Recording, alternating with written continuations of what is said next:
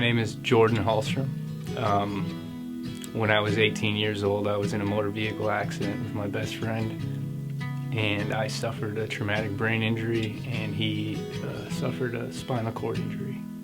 My challenges have shifted over the years. Initially, it was acceptance of the incident, of the trauma that occurred to me. After that, it was coping and living with it. And then it was realizing that my abilities as an individual had changed as a result of the incident. And I was unable to do things or put myself in situations that I was capable of doing and putting myself in before.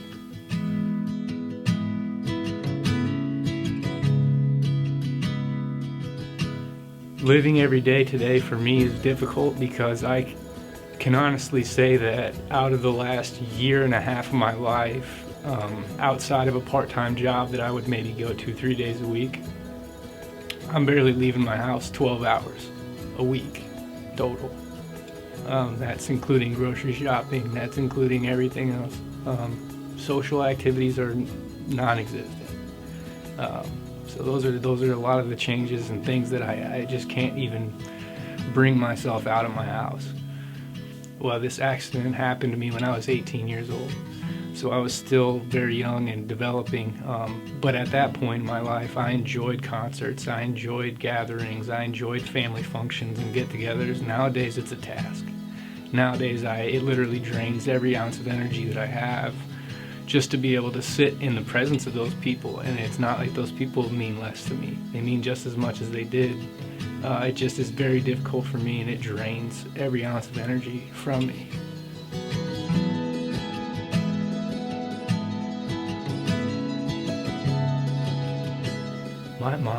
My mom would be genuinely the only reason I'm still here.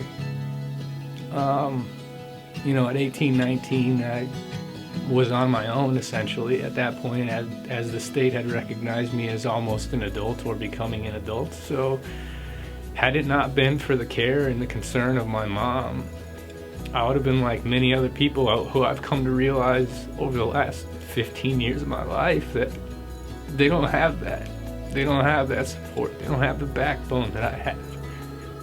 So I am insanely grateful for her. Also very sad for her because she has to put up with me.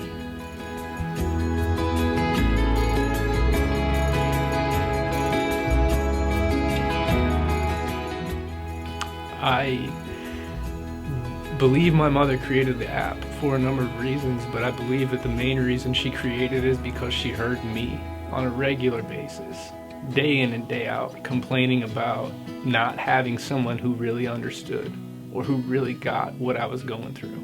And as much as my mom wanted to, and my family wanted to, and everybody who loves me wanted to, you can't.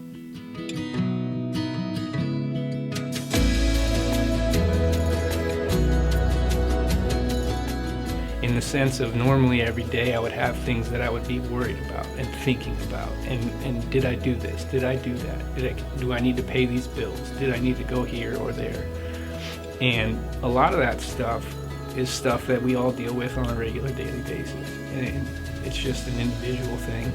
Everybody takes it differently, everybody attacks it differently.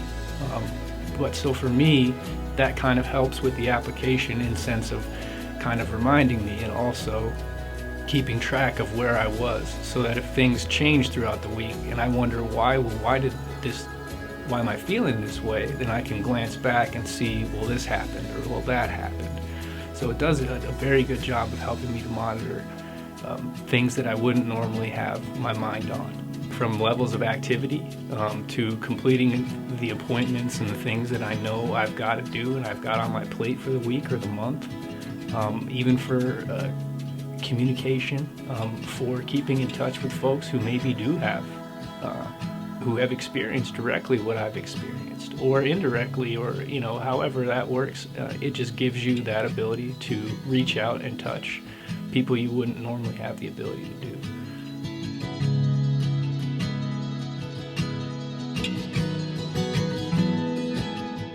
For my mother and other caregivers, I feel it does a tremendous deal of giving them peace of mind, because for somebody like myself, I'm now 35, going on 36, and I've dealt with this more than half my life. And most of that has been adolescent 18 to now.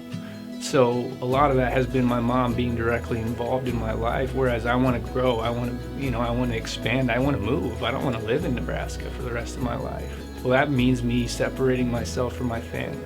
So when I do that, this application, with permissions I give my mother to see things that I'm doing on a regular basis, can give her peace of mind to know that I'm out actually thriving and doing well. And if there's times where I'm not, she has access to that, and she can reach out and say, hey, I noticed you're not doing well this day or that day. Or, she can pick and choose her moments as opposed to just guessing, which becomes a little bit intrusive when you're just constantly calling and you're constantly questioning. It feels more like an interrogation, although I know that it's love behind it.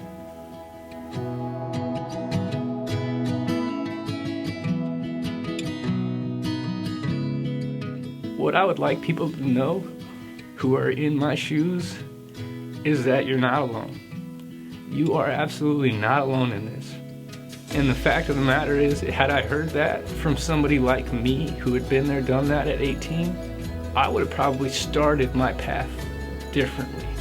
It took me a roundabout way to get me where I am now. And I feel like I'm capable, more capable now than I would have been 15 years ago or immediately after the accident. But that was tough to get there, and it took, like I said, it took the support of my mother and some other people, really important people in my life, giving me those opportunities. I understand that not everybody has those opportunities. So with the application as it is, I feel like it will give you the ability to reach out to someone when you need it, and it can be an immediate type of response and feedback, but also understanding, which I feel like is difficult to come to, and it's really difficult to understand where someone's coming from.